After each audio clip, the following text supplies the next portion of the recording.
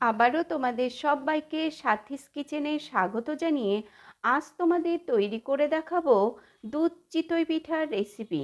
খুব সহজভাবে রেসিপিটা তোমাদের সাথে শেয়ার করেছি, চলো তবে রেসিপিটা দেখে নিই। এখানে আমি গোবিন্দভোগ চাল আগের দিন রাত্রে ভিজিয়ে রেখেছিলাম, মিক্সারে পেস্ট তৈরি করে নিয়েছি। এখানে আমি কেনা চালের গুঁড়ো দিয়ে দেব। খুব ভালোভাবে কেনা চালের গুঁড়োর সঙ্গে মিশিয়ে নেব।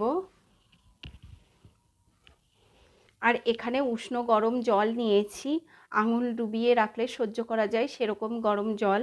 অল্প অল্প জল দিয়ে একটা ব্যাটার তৈরি করে নেব।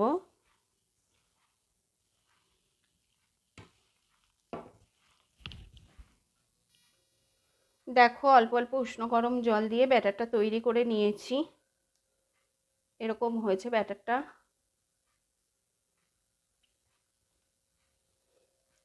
খুব পাতলাও না, খুব গাঢ়ও না, মিডিয়াম থিকের হবে ব্যাটারটা। এখানে দেখো, আমি চিতই পিঠাটা দুধে ভেজাবো, ওই কারণে দুধটা বসিয়ে দিয়েছি। দুধ অনেকটাই গরম হয়ে গেছে। এখানে দুটো তেজপাতা দিয়ে দেব, কিছুটা খেজুর গুড় দিয়ে দেব। গ্যাসের ফ্লেমটা বন্ধ করে দিয়েছি গুড় দেওয়ার সময়।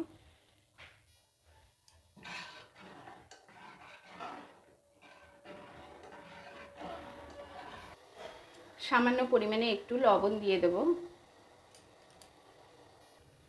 একটা বাটিতে আমুল দুধ গুলে রেখেছিলাম, আমুল দুধ দিয়ে দেব।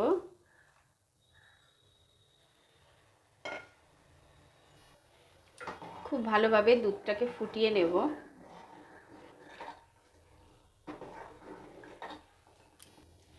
কিছুটা নারকেল কোড়া দিয়ে দেব।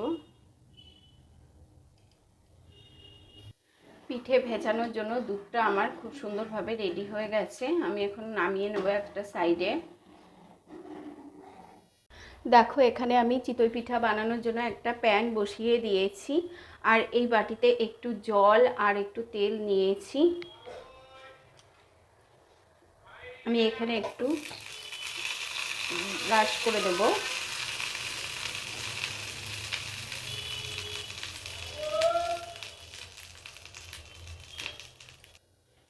এবার আমি চিতই পিঠের ব্যাটার দিয়ে দেব।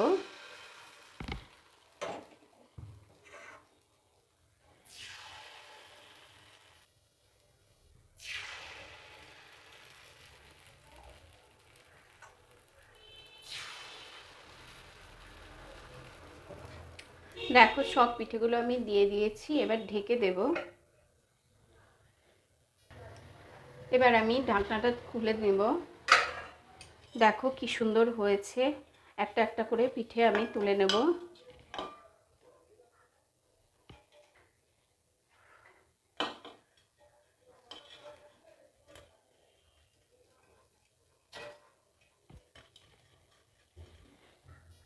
দেখো, সবকটা পিঠে আমি তুলে নিয়েছি। এবার আমি এই গরম পিঠেই দুধের মধ্যে দিয়ে দেব।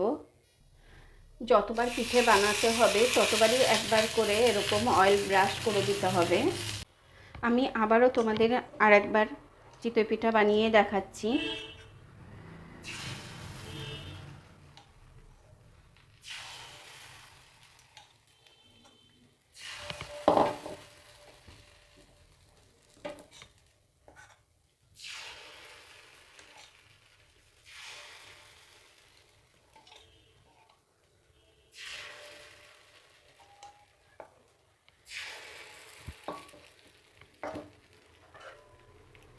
ঢেকে দেব।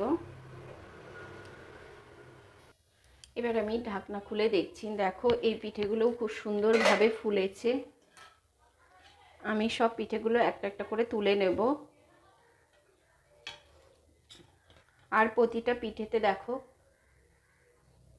কি সুন্দরভাবে ফুলেছে, আর খুব সুন্দরভাবে পিঠেগুলো সব উঠে যায়।